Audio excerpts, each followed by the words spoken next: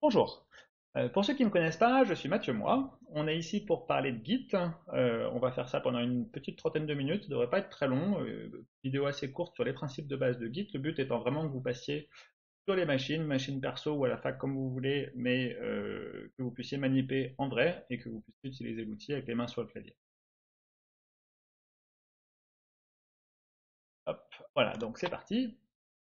Déjà, je rappelle les consignes de sécurité, hein, donc en cas de feu, git commit, git push, et puis vous pouvez quitter le bâtiment. Si vous ne comprenez pas la blague, c'est pas grave, vous la comprendrez très bientôt. Donc aujourd'hui, on va parler de gestion de version d'une manière générale.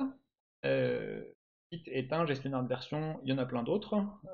Donc on va parler un peu des principes de base et des problèmes qu'on cherche à résoudre. On va se focaliser ensuite sur Git, je vais vous donner les commandes de base, les principes de base. Il y a une partie qui est détaillée dans les slides, mais que je ne détaillerai pas dans la vidéo sur comment se positionne Git par rapport aux autres. Les plus curieux pourront aller voir. Euh, on fera un petit exemple qui va correspondre en gros à ce que vous ferez en salle machine, et puis on conclura sur quelques petits conseils. Donc, premier problème qu'on cherche à résoudre avec Git, les backups, les copies de sauvegarde. Euh, je vais juste marteler un petit peu l'importance de faire des copies de sauvegarde. Je pense que vous y avez déjà été un petit peu sensibilisé, mais on ne réalise pas forcément l'importance des données numériques qu'on a. Et on dit toujours que dans ce genre de domaine, il y a deux catégories d'utilisateurs. Il y a ceux qui ont déjà eu un problème de perte de données et il y a ceux qui vont pas tarder à en avoir. Et il y a un autre principe qui dit qu'il vaut mieux faire partie de la première catégorie que de la deuxième. Donc, comment est-ce qu'on peut perdre des données? Il y a plein de façons de faire. Euh, Première option, mon disque a craché, quelqu'un m'a piqué mon laptop, j'ai un problème matériel. Le disque, c'est une des pièces les plus fragiles dans un ordinateur, donc dire que le fait que votre disque dur puisse mourir un jour, ça n'est pas un scénario hypothétique, ça arrive vraiment. Et puis même, vous allez me dire peut-être que vous avez un super serveur en RAID 6, machin, etc., avec de la redondance matérielle, etc. Bah, c'est tout à fait possible aussi que vous ayez un laptop dans votre sac et que vous fassiez piquer votre laptop avec des données dessus. Euh, et puis alors vous pouvez me dire, mais moi je me fais pas piquer mon laptop, je n'ai jamais mon disque qui crache, etc.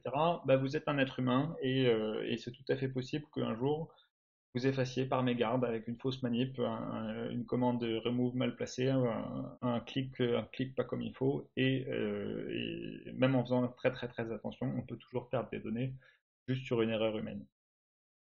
Il y a un autre scénario un petit peu plus subtil que ça. Vous êtes sur du développement logiciel et puis vous avez quelque chose qui marchait il y a un moment puis qui marche plus et ça fait un moment en fait que ça marche plus mais vous vous en êtes pas rendu compte et vous aimeriez savoir comment c'était avant d'avoir introduit le bug. Dans tous ces scénarios-là, on a envie d'avoir deux choses. On a envie que les données elles soient répliquées sur plusieurs machines et on aime bien avoir de l'historique, en particulier pour le dernier cas. Donc pouvoir revenir en arrière, avoir une machine à remonter dans le temps qui nous permette de récupérer des vieux fichiers. Alors, si on n'a pas de gestionnaire de version, bah, on peut toujours s'en sortir, hein. Vous savez utiliser la commande cp pour recopier un répertoire. La solution historique, c'est cp-r pour recopier tout le répertoire, et puis on envoie le contenu de notre projet dans un répertoire de backup. Euh, Ça, évidemment, c'est pas suffisant, ça couvre à peu près aucun des scénarios au-dessus, à part peut-être celui du milieu. Euh, vous copiez plusieurs fois votre projet et que ça reste sur la même machine, bah, la loi de Murphy fait que votre machine va cracher et que vous allez perdre la totalité des données du disque. Le fait d'avoir votre projet en deux exemplaires, ça vous ramènera pas grand-chose à la vie. Euh, donc évidemment, le mieux, c'est quand même, plutôt que CP, de recopier sur une machine distante. Vous pouvez utiliser des outils comme AirSync, par exemple, pour faire ça. Euh, Ça reste relativement primitif par rapport à ce qu'on peut faire avec un gestionnaire de version comme Git. Euh, on peut aussi essayer de se fabriquer un gestionnaire de version à la main, donc bah, on peut recopier son projet dans tilde slash backup slash la date et puis un petit descriptif dedans ou des choses comme ça. Euh, Ça, c'est gérable quand vous avez trois quatre copies de sauvegarde et que vous voulez garder quelques vieux fichiers. Très rapidement, vous allez vous retrouver avec déjà bah, votre disque dur qui va grossir, grossir, grossir, puisque ici, si mon projet il fait 1 mégaoctet, bah, si je fais 1000 copies de sauvegarde, je vais avoir besoin d'un gigaoctet pour sauvegarder le tout. Alors qu'en fait, les fichiers, c'est toujours presque les mêmes, donc je sauvegarde des dizaines ou des centaines de fois la même chose. Et puis vous allez vous retrouver avec un bazar ingérable, où votre dossier de backup, ça va être mon projet dernière version, mon projet avant-dernière version, mon projet, ah non, finalement, c'est celle-là la dernière version, etc. Et donc, ça passe pas très bien à l'échelle. Dès qu'on veut garder un historique un tout petit peu long, on a besoin d'un outil qui est mieux fait que ça, mieux fait que juste je fais des copies de sauvegarde à la main en recopiant des répertoires. Ne vous croyez pas à l'abri de tout ça, je me permets vraiment de le marteler, marteler. Tous les ans, j'ai des étudiants qui, sur un TP noté, m'envoient un mail à la dernière minute en me disant qu'ils ont fait leur TP, mais que en fait, bah, ils ont eu un problème, qu'à la dernière minute, ils ont perdu leur code et que du coup, ils peuvent pas le rendre. Ça peut vous arriver. euh, et, et la mauvaise nouvelle, c'est que si vous n'étiez pas informaticien, on pourrait dire, mais oh, le pauvre, il sait pas faire des copies de sauvegarde, hein, c'est pas de sa faute. Non, vous êtes informaticien, vous êtes a priori en L3 d'info si vous regardez ça. Donc vous n'avez absolument aucune excuse pour ne pas faire des copies de sauvegarde correctement. Et donc un morceau de code que vous avez écrit, dans les quelques minutes ou au maximum dans les quelques heures qui suivent le moment où vous l'avez écrit, il est répliqué, archivé quelque part à un endroit bien au chaud et vous ne pouvez juste pas perdre de code dans aucun des scénarios ci-dessus. Deuxième problème qu'on va chercher à résoudre avec Git, euh, le développement à plusieurs. Donc les soucis qu'on a, on a plusieurs personnes qui travaillent sur le même ensemble de fichiers. Donc un exemple très simple que vous avez dans la vie de tous les jours, c'est que vous faites un TP en binôme. Bah, vous êtes deux personnes qui travaillent sur la même base de code. Dans la vie professionnelle, plus tard, vous serez peut-être 10, 100 personnes à travailler sur la même base de code, et vous aurez les mêmes problèmes, mais en plus gros, puisque vous aurez sans doute plus de gens à travailler sur la même base de code, et puis bah, vous serez à plein temps, donc les solutions du style le lundi c'est moi qui bosse sur le TP, le mardi c'est toi, bah, ça marchera plus quand vous serez plusieurs à plein temps. Donc les soucis évidents qu'on cherche à résoudre, on a deux personnes qui ont modifié le même fichier, comment est-ce qu'on fusionne? Donc là, dans le scénario où vous êtes en TP par exemple, euh, vous vous êtes rencontrés le lundi soir, vous avez décidé que bah, chacun allait faire un petit morceau de son côté. Le mardi, vous avez travaillé chacun de votre côté, et le mardi soir, vous vous retrouvez, bon bah voilà, moi j'ai bien travaillé là-dessus, toi tu as bien travaillé là-dessus, comment est-ce qu'on fait pour avoir une base de code avec mes changements et avec tes changements? D'autres soucis éventuellement un peu plus subtils. Euh, je travaille en binôme, mon binôme il est en train de travailler, bah, il est en train de travailler donc du coup il a un truc qui est pas fini, et son truc pas fini, il compile même pas, ou éventuellement il est plein de bugs, et s'il m'envoie ses modifications, ça va me perturber. Ça va juste m'empêcher de travailler puisque j'avais du code qui compilait et puis qui compile plus. Petite anecdote, quand j'étais étudiant, j'ai fait un projet qui s'appelait Projet Génie logiciel et compilation. Et mon enseignant à l'époque m'avait dit, ouais à l'époque je suis un peu plus vieux que vous et c'était il y a bien longtemps déjà, plus personne, j'espère, ne dit ça à ses étudiants maintenant. Mon enseignant m'avait dit la seule façon raisonnable de travailler à plusieurs, c'est vous choisissez un compte, vous donnez votre mot de passe à tous les membres de votre équipe, et puis tout le monde travaille sur le même compte. Alors déjà, première chose, euh, vous avez signé, et même moi à l'époque j'avais signé une charte qui m'interdisait de donner mon mot de passe à mes coéquipiers. Évidemment, n'importe qui vous dit donnez votre mot de passe à quelqu'un, c'est à peu près aussi malin que quelqu'un qui vous demande de crier à haute voix votre code de carte bleue. Personne de raisonnable ne fait ça en termes de sécurité, c'est inenvisageable. Admettons, admettons que du point de vue sécurité, on accepte quelque chose comme ça, on se retrouve avec quatre personnes qui travaillent sur le même compte. Donc les quatre personnes vont chacune ouvrir un fichier dans leur éditeur de texte, et puis vous allez avoir par exemple quelqu'un qui va travailler pendant un quart d'heure, et qui va taper des choses dans son éditeur de texte, qui a priori ne compile pas, puisque c'est pas encore testé, mais par contre la personne n'a pas encore sauvegardé. Donc du coup, sur le disque, vous avez encore une vieille version qui compile. Au moment où cette personne va sauvegarder ses changements, alors moi, dans ma petite histoire, on était quatre, et donc on avait trois autres étudiants qui travaillaient correctement jusqu'au moment où le quatrième sauvegardait son fichier qui contenait, mettons, 20 erreurs de syntaxe. Donc vous travaillez, votre binôme, votre coéquipier sauvegarde son code qui ne compile pas, d'un coup vous vous retrouvez avec une vingtaine d'erreurs de syntaxe et vous ne pouvez plus travailler tant que votre coéquipier n'a pas corrigé tout ça. Aujourd'hui, heureusement, je ne fais plus ça, et en utilisant un gestionnaire de version, bah, c'est bon, je n'ai plus ce genre de problème. Vous pourriez être tenté, alors vous allez peut-être vous moquer de moi, ouais, quand même, le prof qui file son mot de passe à tous ses coéquipiers quand il était étudiant, Voilà, on a déjà dit ce qu'on en pensait. Clairement, c'est pas quelque chose d'acceptable. Mais il y a d'autres solutions qui pourraient être tentantes. Par exemple, utiliser un système de synchronisation de fichiers qui marche en temps réel, type Dropbox ou Google Drive ou des choses comme ça, qui vous permettent simplement de vous sauvegarder si envoyé quelque part dans le cloud. Bah, pour du développement, des solutions comme ça ne marchent pas, parce que vous vous retrouvez avec vos changements qui ne sont pas encore forcément suffisamment bons pour être partagés, qui sont envoyés au reste du monde. Troisième petit scénario qui est encore un petit peu plus subtil. Votre coéquipier, bah, depuis la dernière fois que vous l'avez vu, il a fait deux choses sympas. Il a fait une correction de bug qui vous aiderait bien à continuer à bosser. Mais par contre, il est en train de bosser sur une fonctionnalité qui est un peu expérimentale. Celle-là, ça vous gênerait plus qu'autre chose. Vous n'avez pas envie de l'apprendre. Vous aimeriez bien avoir un système qui vous permet d'aller cueillir une partie des changements, mais pas la totalité des changements. Alors, si on n'avait pas de gestionnaire de version, comment on pourrait faire? Il y a une solution très simple, hein. Une solution très simple, c'est de ne pas faire de développement collaboratif et de jamais avoir deux personnes qui bossent en même temps. Euh, ça marche sur vos TP. Parce que sur vos TP, vous pouvez dire, alors il y a un truc qui est pédagogiquement une aberration, mais que certains d'entre vous font quand même, c'est moi je fais le TP d'algo et toi tu fais le TP de méthode numérique. Et du coup, il n'y a jamais deux personnes qui travaillent sur le même TP. Par contre, là, il y en a un qui a rien appris en info et l'autre qui a rien appris en méthode numérique. Dommage. Vous pouvez aussi dire, je te passe la main, lundi c'est toi qui bosses sur le TP, mardi c'est moi qui bosse, mercredi c'est toi qui bosse, etc. Euh, ça marche sur vos TP, ça ne marchera pas à partir du moment où vous serez sur des projets où soit vous avez des timelines un peu courtes et du coup vous avez envie vraiment de travailler tous les deux en parallèle, soit j'ai déjà dit tout à l'heure, si vous êtes sur un projet, typiquement en entreprise, où vous êtes plusieurs développeurs à plein temps. Euh, donc ça passe pas à l'échelle, et puis il y a toujours le problème, ah mais j'étais persuadé que tu n'étais pas en train de bosser sur le TP, et du coup j'ai fait des modifs. Donc en général, ce genre de choses, si on n'a pas un système vraiment fiable pour s'assurer qu'on n'a jamais deux personnes qui bossent en même temps, on va avoir des soucis. La deuxième solution, c'est celle que j'évoquais avec plusieurs personnes sur le même compte, ou un système de partage de fichiers, ou un Dropbox, ou un truc cloud qui se synchronise tout seul.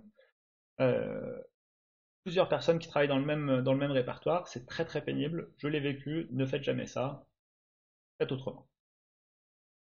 La dernière solution, c'est celle qu'on va explorer avec les outils comme Git et gestion d'inversion. Les gens vont travailler en évitant de trop avoir de conflits, on va éviter évidemment de modifier les mêmes endroits en même temps, pile en même temps, quoi. Mais par contre, ce qui va être important, c'est chacun travaille de son côté et ensuite on fusionne. Alors on va faire ça avec un petit exemple. Donc on reprend l'idée des deux binômes de TP qui se sont quittés hier soir. Ils avaient une version sur laquelle ils étaient d'accord. Et puis bah, moi j'ai travaillé. Et donc moi de mon côté j'ai ce petit Hello World et puis j'ai écrit Exit Success ici. Euh, mon binôme de son côté a travaillé. Et puis lui il a rajouté un \n à la fin de la ligne Hello. Comment est-ce que je fusionne ça? Alors, un être humain, un bon programmeur C, il va comparer le return exit success et le return 0, et puis il va sans doute se dire, ah oui, return exit success, c'est quand même un petit peu plus rigoureux. Normalement, on n'est pas censé écrire return 0, même si tout le monde le fait. Et puis il va se dire, ah ouais, le \n, il est quand même sympa, parce que sinon, ça revient pas à la ligne à la fin. Donc, bah, je vais prendre de printf, je vais prendre la version de mon binôme, et le return, je vais prendre ma version. Un outil automatique, comment il fait? Bah, s'il voit ça, il peut juste dire il y a des différences, et je ne sais pas laquelle est la version la plus récente, je ne sais pas quelle est la dernière version. Par contre, si je rajoute l'ancêtre commun, c'est la version qu'on avait, sur laquelle on était d'accord quand on s'est quitté hier soir. Là, un outil automatique, il peut vous dire le printf, dans ma version et dans l'ancêtre commun, il n'a pas bougé, donc moi, j'y ai pas touché. Si mon binôme y a touché, c'est que la dernière version, c'est la version de mon binôme. Et inversement, la ligne return, bah, on voit bien que c'est moi qui l'ai modifiée et que mon binôme ne l'a pas modifiée. Et donc un outil automatique, avec l'ancêtre commun, il est capable de faire une fusion automatique. La conclusion de ce petit exemple, c'est que, alors déjà, les outils automatiques, ça marche, mais les outils automatiques, ils ont besoin de l'historique. Et c'est pour ça que c'est le même outil, le gestionnaire de version, qui va s'occuper de faire les fusions d'un côté, et qui va s'occuper de gérer l'historique, et donc de gérer les copies de sauvegarde de toutes les versions dans le passé. Donc du coup, bah, la notion de backup et la notion de développement collaboratif, finalement, elles sont intrinsèquement liées. Alors qu'est-ce que ça veut dire de fusionner? Bah, on va reprendre le scénario où j'ai ma version et puis la version de mon binôme. Donc ma version ici et puis celle de mon binôme de l'autre côté. Et fusionner, ça veut dire avoir une version qui contient les changements des deux. Alors comme ça ne veut pas dire grand-chose parce que je parle de changements, mais j'ai pas défini ce que c'était que les changements. Si je regarde l'ancêtre commun, donc j'ai pas précisé, hein, mais les deux axes ici sont représentés de façon complètement arbitraire, hein, c'est on va dire l'ensemble des fichiers possibles que j'ai représentés sur un diagramme à deux dimensions. Euh, Ce que je peux dire ici, c'est que j'aimerais bien que la différence entre l'ancêtre commun et ma version, bah, ce soit la même que entre l'ancêtre commun. Donc entre l'ancêtre commun et ma version, cette flèche-là, je voudrais que ce soit les mêmes que les changements entre la version de mon binôme et la version fusionnée. Et puis inversement, mon binôme, il a travaillé, il a fait un certain nombre de changements entre l'ancêtre commun et sa version, et j'ai envie que les changements entre ma version et la version fusionnée, ce soit la même. Et donc au final, fusionner, ça veut dire créer une nouvelle révision, ici, qui va contenir tous mes changements et tous les changements de mon binôme. Donc pour résumer, l'idée de base de la gestion de version, ça va être vraiment cette notion de fusion qui est ultra centrale. Donc dans un premier temps, on développe, on écrit du code, et de temps en temps, on commit. Et donc commit, ça veut dire j'enregistre l'état courant de mon projet. J'enregistre l'état courant de mon projet, c'est-à-dire le contenu des fichiers, etc. Et j'enregistre aussi quelques métadonnées. J'enregistre la date à laquelle j'ai fait le commit. Ça va être Git qui va s'en occuper, hein, il le note tout seul. Il note le nom de l'utilisateur qui a fait le commit. Ça, pareil, c'est Git qui s'en occupe. Et puis Git va vous demander un petit message de description qui va correspondre à ce que vous avez fait à ce moment-là, ou plus précisément pourquoi vous avez fait ça et pourquoi c'est une bonne idée de le faire. Donc, quand je développe tout seul, je développe en faisant des commits régulièrement pour garder un historique de ce que je fais. Et puis, quand je développe à plusieurs, bah, je vais fusionner plusieurs commits et je vais utiliser plusieurs commits pour les fusionner en un gros merge commit qui contient toutes les modifications de tout le monde. Chacun va travailler sur sa propre copie de travail. Donc, je vais travailler, mettons que je travaille sur mon ordinateur portable, sur mon laptop, et bah, sur mon laptop, j'ai mon ensemble de fichiers, avec quelque part l'historique qui est stocké, mais j'ai surtout mon ensemble de fichiers, je sauve, je commit, je compile, j'exécute, etc. Je travaille en isolation, et par contre, quand je suis content, j'envoie mes modifications aux collègues, et quand les collègues sont contents qu'ils m'envoient des modifications, moi je peux récupérer leurs modifications. Mais ça se fait de manière volontaire et explicite. Évidemment, tout ça ne marcherait pas bien si on n'avait pas un système de stockage efficace. Un projet classique, ça va être des milliers ou plus que ça de commits. Et donc on a envie d'avoir un système incrémental qui ne va sauvegarder à chaque fois que la différence par rapport à la version précédente. C'est-à-dire que si vous avez un projet qui fait 10 mégaoctets et que vous rajoutez une ligne de code, bah, le commit il va prendre quelques octets pour dire juste il faut rajouter cette ligne de code à cet endroit, mais on ne va pas restocker l'ensemble. Les principes de base de Git, donc vous avez un certain nombre de commandes, il y en a énormément au total, mais je vais vous présenter ici juste les commandes principales. Donc dans votre arbre de travail, vous allez avoir les fichiers sur lesquels vous travaillez, comme d'habitude, hein. Si vous êtes sur un projet en C, bah, vous allez avoir des fichiers .c quelque part. Et puis vous avez un répertoire caché, .git, avec la notation point qui est la convention sous Unix pour dire que le répertoire est caché, qui va contenir une base de données qui représente tout votre historique. Les opérations de base, donc ce qu'on va avoir, c'est git clone qui va vous permettre de récupérer une copie de votre projet. Alors on va illustrer ça. Hop, voilà. Donc l'idée c'est qu'on va travailler avec, ici on va avoir la forge. Euh, la forge, c'est là que sont stockés vos fichiers quelque part sur un serveur, à distance sur Internet. Et puis vous allez avoir un premier développeur ici qui va faire un git clone et qui va récupérer ici une copie de sauvegarde sur ton laptop numéro 1 ici par exemple. Euh, Quand j'ai terminé ça, bah, je vais faire, quand j'ai fait un clone, donc je récupère une copie et je vais pouvoir faire des commits. Et les commits vont faire grandir mon historique ici. Quand je suis content de tout ça, je vais faire un git pull dans l'autre sens. Git push, pardon, pour envoyer les modifications à la forge.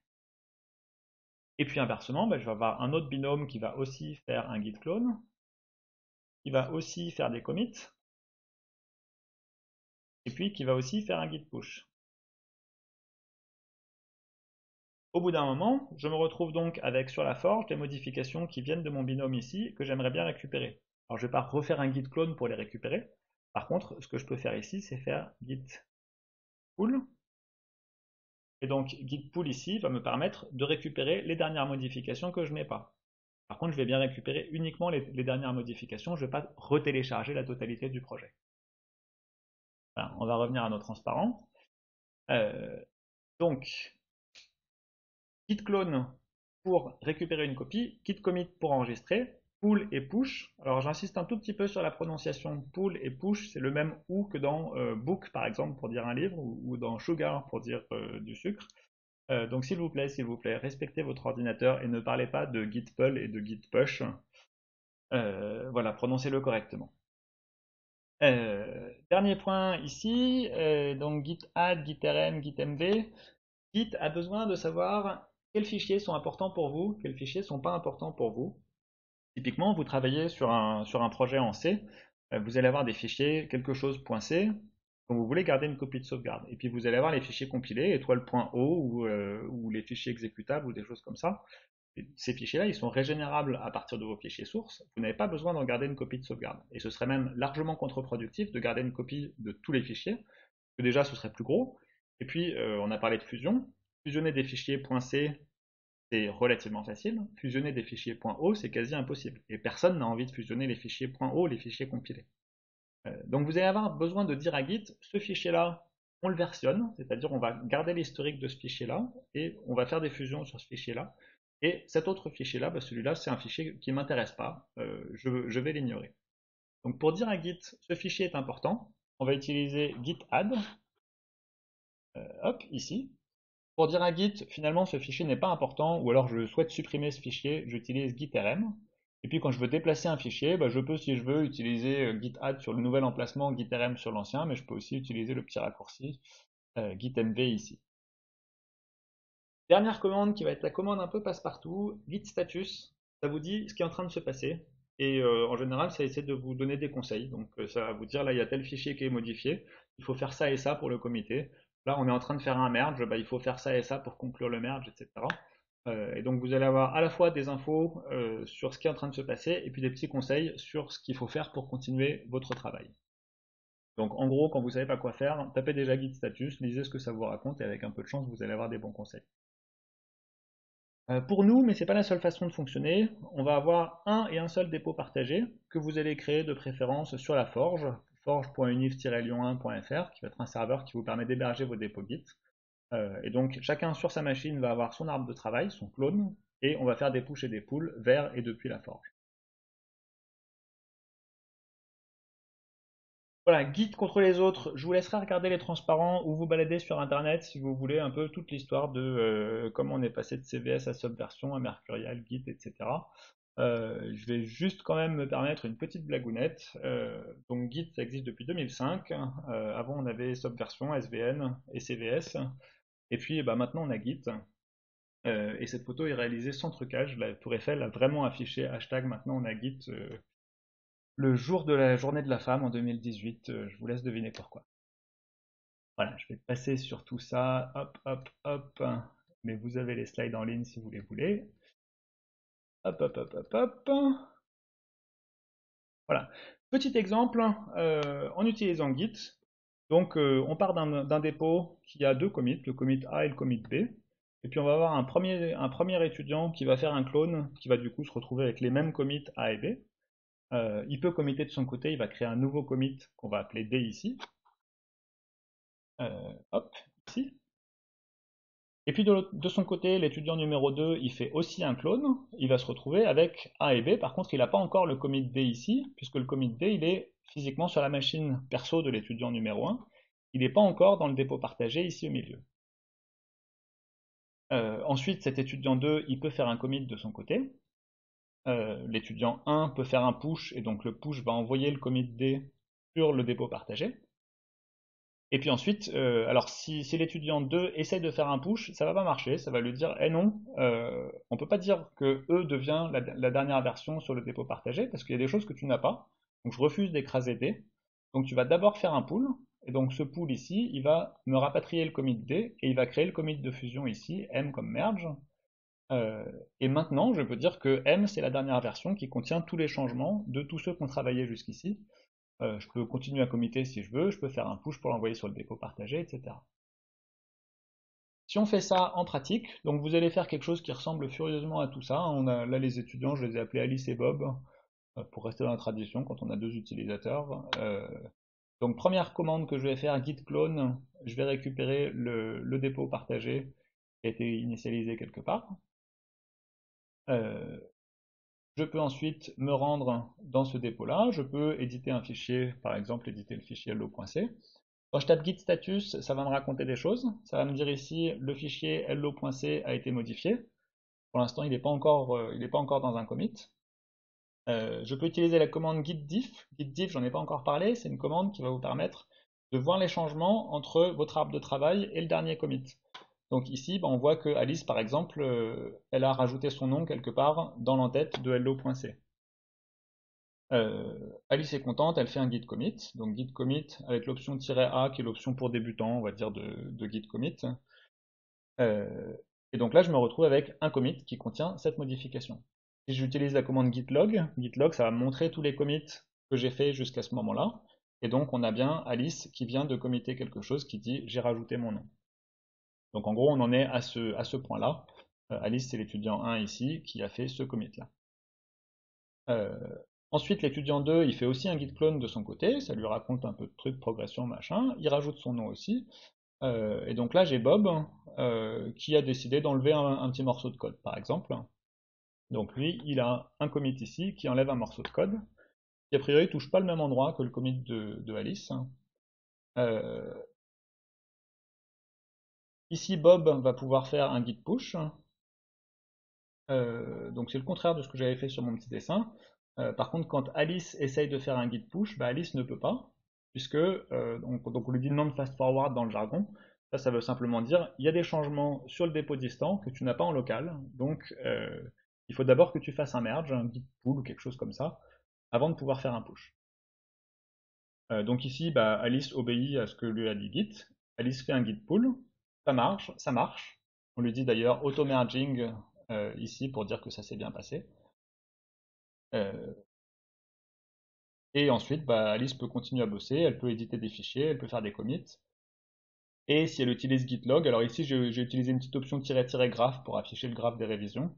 Donc vous voyez qu'on est parti d'une version dans le passé ici, et puis il y a quelqu'un qui a travaillé sur cette branche-là, quelqu'un qui a travaillé sur cette branche-là, et ça c'est le commit de fusion. Et puis là on a continué à bosser. Et donc là je peux faire un push, j'envoie sur le serveur, et je me retrouve avec cette espèce de gros paquet de tricotage là. Voilà, on arrête le massacre sur les dessins avec des flèches dans tous les sens. Vous verrez que c'est pas aussi compliqué que ça en a l'air, hein. Au final, les commandes que vous allez utiliser, commit pour enregistrer, push, pull. En gros, avec ces trois commandes-là, vous faites 90% du boulot. Les conseils, quand on utilise Git, alors conseils pour débutants, vous verrez plus tard qu'il y a des trucs qui seront plus des conseils pertinents quand vous serez plus débutant. Le premier, il est quand même pertinent à peu près tout le temps. Ne jamais échanger de fichiers en dehors du contrôle de Git. Si vous avez décidé d'utiliser Git, utilisez-le vraiment. Et puis en fait, bah, vous n'avez pas décidé, on vous oblige, et puis du coup, faites-le. Si vous dites, ouais, moi Git, je trouve pas ça pratique, je vais quand même filer des fichiers sur une clé USB à mon binôme. Ce qui va se passer, c'est que vous allez avoir des modifications qui passent pas par le contrôle de Git. Donc dans l'historique, vous avez Git a un historique qui n'est pas celui de la réalité. Et du coup, quand vous faites des merges, vous allez vous retrouver avec des conflits partout, parce que Git s'en sort pas, juste parce que vous ne lui avez pas dit quel changement vous avez fait à quel moment. Euh, Autrement dit, c'est une espèce de prédiction autoréalisatrice. Si vous me dites en début de projet, Monsieur Git, ça marche pas, on va pas l'utiliser, vous n'allez pas l'utiliser. Et à la fin du projet, quand je vais vous demander, bah, maintenant, moi j'ai envie d'aller voir sur la forge quel est l'état de votre projet, vous allez essayer de faire des merges alors que vous n'avez pas utilisé Git pendant tout le long du projet. Et là, ça va être la panique, ça ne va pas marcher. Vous allez me dire, ah monsieur, je vous l'avais bien dit, etc. En fait, non, pas du tout. Si vous vous tenez à la discipline, j'utilise Git quand je fais des changements, je fais commit push pour envoyer sur la forge. Les conflits, ça va arriver de temps en temps, mais c'est pas grave. Euh, et de toute façon, ce serait pire si on n'utilisait pas Git. Et puis finalement, dans la majorité des cas, Git fera le boulot, il fera des fusions automatiques et ça se passera très bien. Donc donnez-vous cette discipline-là, et puis si vous avez des soucis avec Git, il y a des trucs qui marchent pas, etc. On est là pour ça, vous nous demandez, vous cherchez sur Internet, vous essayez de résoudre les problèmes, mais n'abandonnez pas l'utilisation de l'outil. Et puis en vrai, ça marche, hein. C'est utilisé par des projets avec des millions de fichiers, c'est utilisé par des millions de personnes sur Terre. Il n'y a pas de problème, Git, ça marche. Deuxième conseil, alors là c'est vraiment conseil pour débutants, mais les spécialistes vous diront que c'est une aberration de conseiller ça. Quand vous faites git commit, utilisez toujours l'option "-a". Juste une option un peu brouillonne qui dit balance tout dans le prochain commit, on verra on peut y aller un peu plus précis que ça en pratique. Quand vous faites un commit, en général, c'est que vous êtes content de votre boulot. Si vous êtes content de votre boulot, vous avez envie de le partager avec les copains. Et du coup, vous avez envie de faire un git push juste après chaque commit. Pensez aussi à faire des guides pull régulièrement. De toute façon, vous allez devoir le faire puisque quand vous allez essayer de faire un guide push, s'il y a des nouvelles choses, Git va refuser de faire un push tant que vous n'avez pas fait de pull. Euh, et puis en fait, bah, de toute façon, vous avez envie de rester relativement synchronisé avec vos coéquipiers, donc faites-le régulièrement. Dernier conseil, ne faites pas de changements inutiles à votre code. Un exemple typique, c'est ah bah tiens, j'ai envie de reformater mon code, je vais remplacer toutes les tabulations par des espaces. Si vous faites ça, vous allez modifier chaque ligne de votre fichier. Parce que, a priori, vous avez du code qui est indenté un peu de partout, et du coup, remplacer toutes les tabulations par des espaces, ça a de bonnes chances de modifier la totalité du fichier.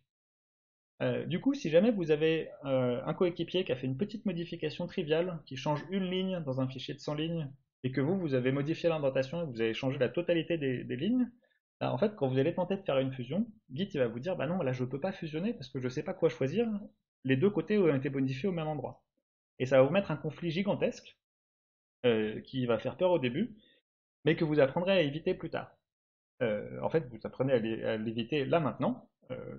La solution, c'est de ne pas faire de changements inutiles à votre code. Et du coup, ne laissez pas votre éditeur ou votre IDE reformater du code qui n'est pas à vous. Donc si vous avez un fichier qui fait, mettons, 100 lignes et vous rajoutez une petite fonction qui fait 10 lignes, c'est tout à fait autorisé de sélectionner cette fonction et d'utiliser des outils de reformatage de code automatique dans votre IDE, votre VS Code, votre Eclipse, votre ce que vous voulez. Par contre, la fonctionnalité reformater la totalité du fichier, celle-là, oubliez-la, il ne faut juste pas l'utiliser. L'idée, c'est que normalement, si on bosse bien, on formate les choses bien du premier coup, on commit, et il n'y a pas besoin de reformater derrière. Voilà, c'est la fin de cette vidéo. Du coup, on se retrouve maintenant pour une séance machine. Rendez-vous en salle de TP, ou bah, si le Covid ne nous laisse pas aller dans les salles de TP, rendez-vous chez vous, on verra. Et en tout cas, vous avez sur la page du cours, vous avez un fichier séancemachinegit.pdf qui va vous expliquer de manière détaillée pas à pas toutes les petites manipulations que vous allez devoir faire.